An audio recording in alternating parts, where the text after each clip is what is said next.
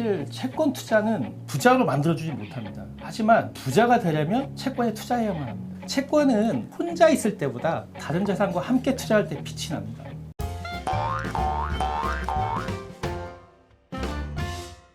네, 채권보이 시작하겠습니다. 저는 진행자 이지혜 기자이고요. 오늘 지혜로운 채권 생활을 어떻게 해야 될지 그 투자 노하우를 함께 공유를 해드리도록 하겠습니다. 제 옆에 이용신 교보악사 자산운용 고객솔루션센터 센터장님 모셨습니다. 반갑습니다. 네, 반갑습니다.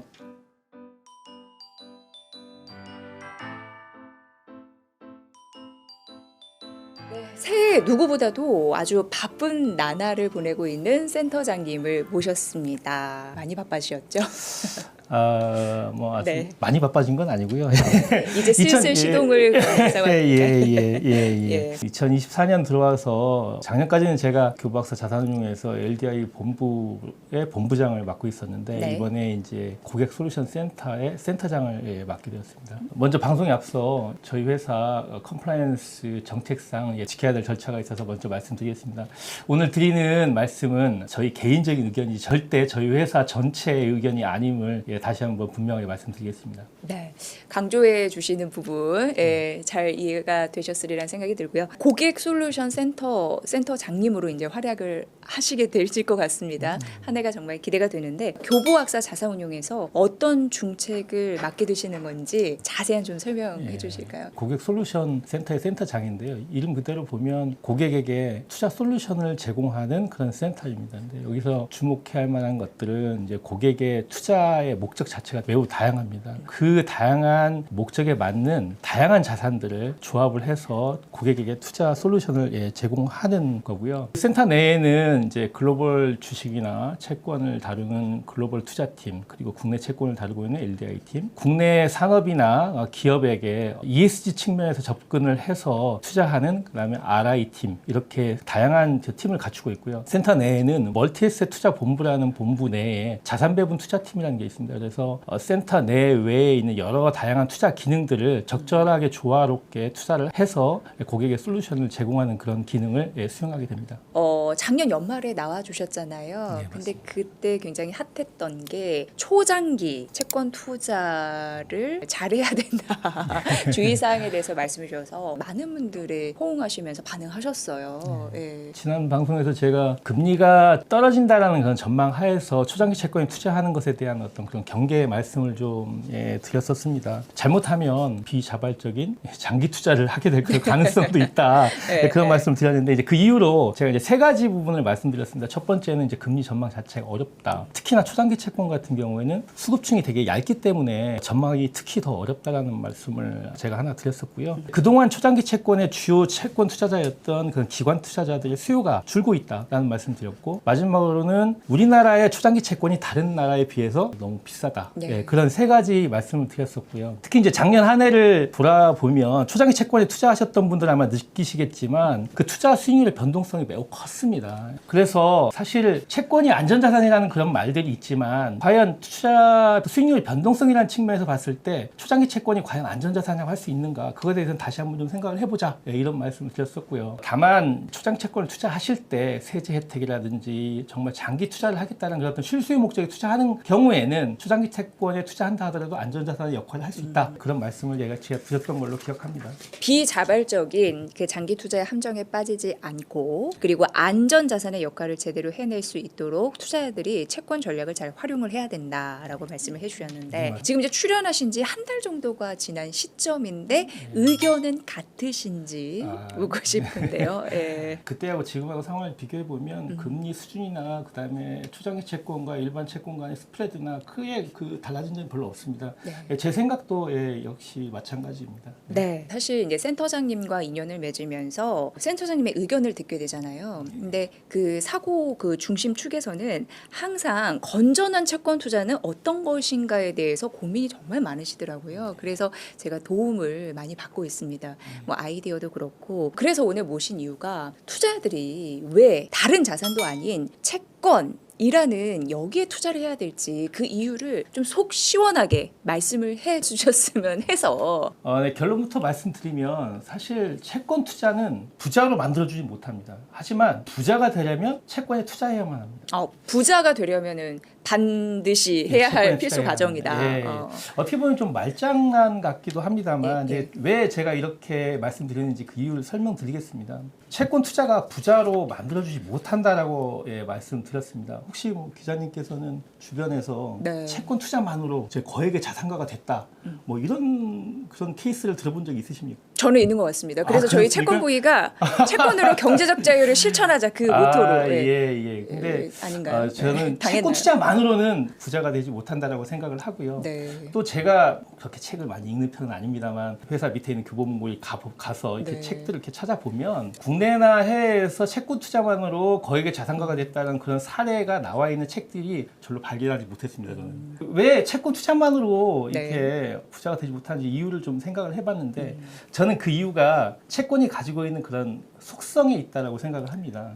채권이라는 거는 기본적으로 수익이 고정되어 있습니다. 네. 그러니까 업사이드 포텐셜이 없다는 거죠. 그래서 우리가 채권을 영어로 이제 본드라고도 부르기도 하지만 이제 픽스트 인컴이라고도 네, 부르는 이유도 고정, 사실 네. 이게 그 기대 수익 자체가 정해져 있다는 겁니다. 근데 수익이 정해져 있는데 어떻게 부자가 되겠습니까? 거기 투자를 해서. 네. 예, 물론 이제 전환사채라든지 또 신주 인수권부 사채라든지 이런 채권에 투자하게 되면 기대할 수 있는 수익이 늘어나기도 합니다. 하지만 이제 이런 채권들은 사실은 이런 유형의 채권들이 우리가 어떤 리스크를 감내할 만한 그런 신용도를 가진 회사가 발행하는 케이스가 그렇게 많지 않습니다. 네. 실전에서 투자할 수 있는 기회가 그렇게 많지 않다는 거죠. 또 이제 수익이 정해져 있다라는 거는 물가가 하락하는 국면에서는 분명히 좋은 효과를 냅니다. 하지만 물가가 상승하는 국면에서는 오히려 마이너스 효과를 발생시킵니다. 화폐 가치가 떨어지는 상황이 오기 때문에. 그렇습니다. 예. 근데 이제 다른 자산과 비교했을 때 주식이나 부동산 같은 경우에는 투자 기간 중에 인플레 상황이 왔을 때는 기업의 물건이나 서비스 가격을 올린다거나 부동산의 경우에는 임대료를 올려서 어느 정도 수익을 늘릴 수가 있습니다. 또 거기서 발생하는 수익을 투자자에게 이전해 줄 수도 있는 그런 예. 기능이 있는 거죠. 예. 근데 채권의 경우에는 내가 투자 기간 중에는 발행자에게 수익을 고정시키겠다고 약속을 한 겁니다. 그래서 투자 기간 중에 만일에 인플레 상황이 왔다 하더라도 내가 수익을 늘릴 수 있는 방법 자체가 없는 거죠. 예. 방법이라고 하는 거는 발행자에게 채권을 중도 상환하게 하거나 아니면 채권의 만기가 됐을 때 그때는 수익을 올릴 수가 있겠죠. 그래서 이런 측면에서 봤을 때 인플레 상황을 예상할 때는 주식이나 부동산에 비해서 채권이 불리하다 이렇게 말씀드릴 수 있겠고요. 특히나 장기 채권이 단기 채권보다 더 불리한 상황에 직면하게 되는데요. 그 이유가 단기 채권의 경우에는 만기가 바로바로 돌아오지 않습니까? 네. 그 돌아왔을 때 인플레 상황이 오면 금리를 오히려 이제 올려서 받을 수 있는 그런 기회가 있는 거죠. 하지만 장기 채권은 그런 기회가 좀 없다. 그래서 인플레이션이 취약하다 이렇게 말씀드릴 수 있겠습니다. 네. 그러니까 채권 투자 같은 경우에는 수익의 그 한계가 어느 정도 있고 인플레이션 상황이 오면 그 또한 좀 취약할 수 있는데 그러나 개인과 기관들 같은 경우에는 채권 투자에 대한 관심이 좀 커지고 있는 상황이거든요. 예. 그럼에도 불구하고 채권 투자를 해야 하는 이유? 채권 말고 주식 있고 뭐 코인 있고 부동산 있는데 왜 채권을 하지? 라는 사람들도 우리 식구님으로 만들 굉장히 맞습니다. 중요한 네. 이야기를 오늘 듣고 싶은데요. 네. 사실. 저는 그 이유가 채권이 어떤 투자 행위에 대한 안정성을 제공해 주기 때문이라고 생각을 합니다.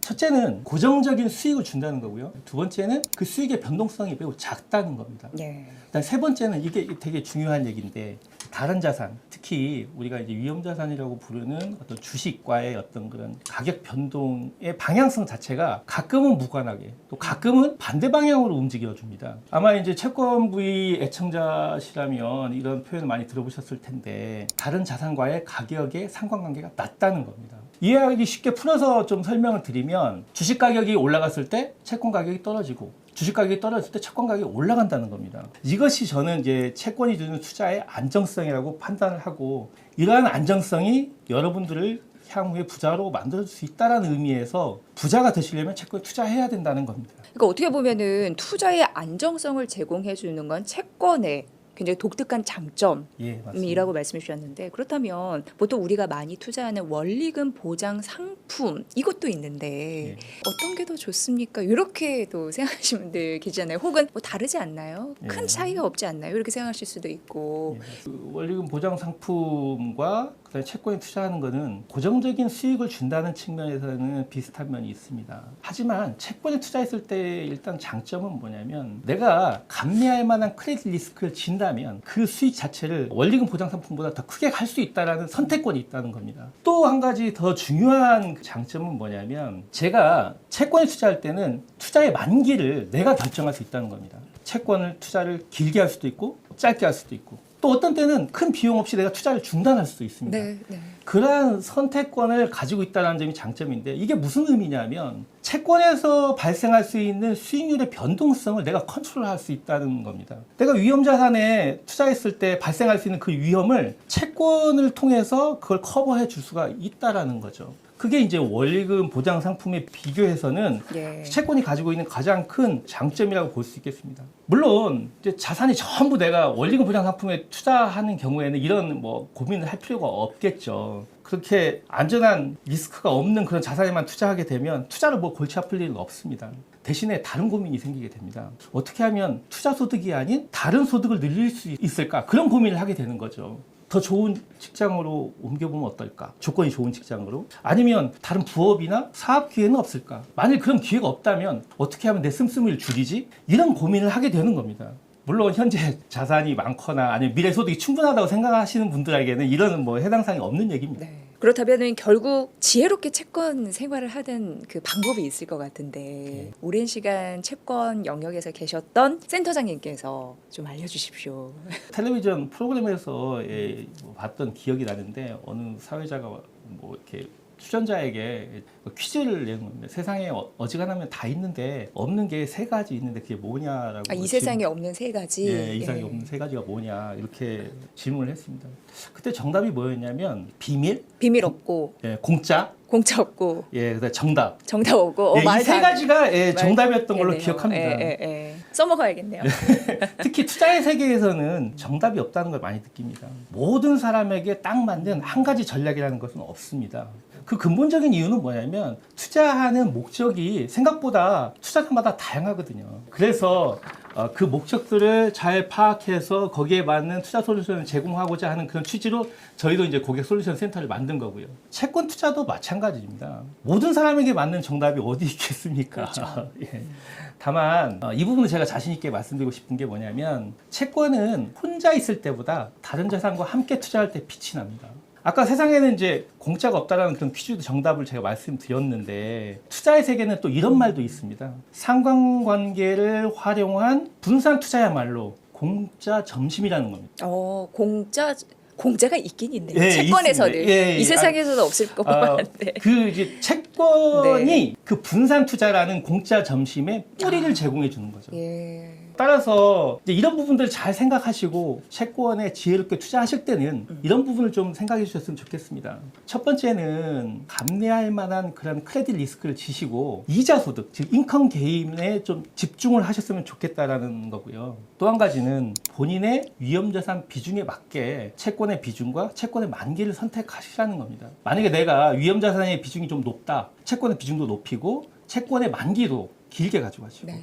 위험자산 비중이 작다 하면 채권의 만기도 짧게, 채권의 비중도 작게 이렇게 투자하시는 게 좋을 걸로 생각됩니다. 마지막으로 제가 작년 연말에 이제 인상 깊게 읽었던 이코노미스트지의 타이틀이 있어서 말씀드리고 말씀드리겠습니다. 네. Think less about what to buy and more about how much.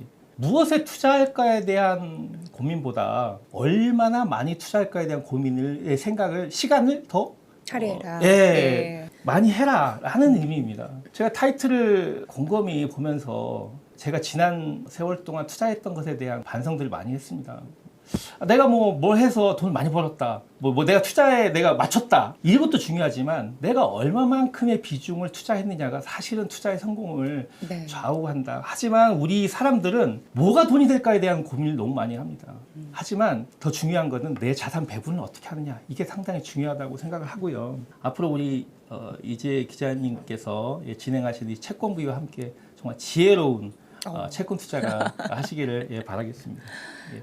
이렇게 얘기를 들어보니까 그 센터장님께서 그 고객 솔루션 센터 맡으셨잖아요. 고객분들의 자산 배분에 대한 고민을 앞으로 얼마나 속 시원하게 풀어주실지 기대가 되는 바입니다. 근데 정말 센터장님 말씀 맞는 것 같아요. 왜냐하면 우리가 삶을 살아갈 때 정말 많은 전략이 필요하잖아요. 채권 전략도 마찬가지인 것 같아요. 그래서 지혜로운 채권 생활을 어떻게 해야 될지 굉장히 큰 틀에서 말씀해 주셨고 그런 부분 저희가 콘텐츠로 도움 드렸습니다. 앞으로도 채권부에 함께 하시면서 꼭 지혜로운 채권 투자 함께 해주시면 좋을 것 같아요. 채권 인생을 오랫동안 사셨던 그 전문가들의 그 주옥 같은 조언을 듣는 거 굉장히 중요하잖아요. 그런 의미에서도 앞으로 좀 도움을 많이 주셨으면 좋겠습니다. 오늘 진심 담긴 조언, 전략 저희가 잘 새겨 듣도록 하겠습니다. 올해도 고객 솔루션 센터 잘 이끌어 내실 거라고 생각이 들고요. 감사합니다. 네, 앞으로 채권부에 많이 도움 좀 주십시오. 예, 알겠습니다. 예, 자, 이용신 교보 악사 자산운용 고객 솔루션 센터 센터장님과 함께했습니다. 고맙습니다. 네, 감사합니다.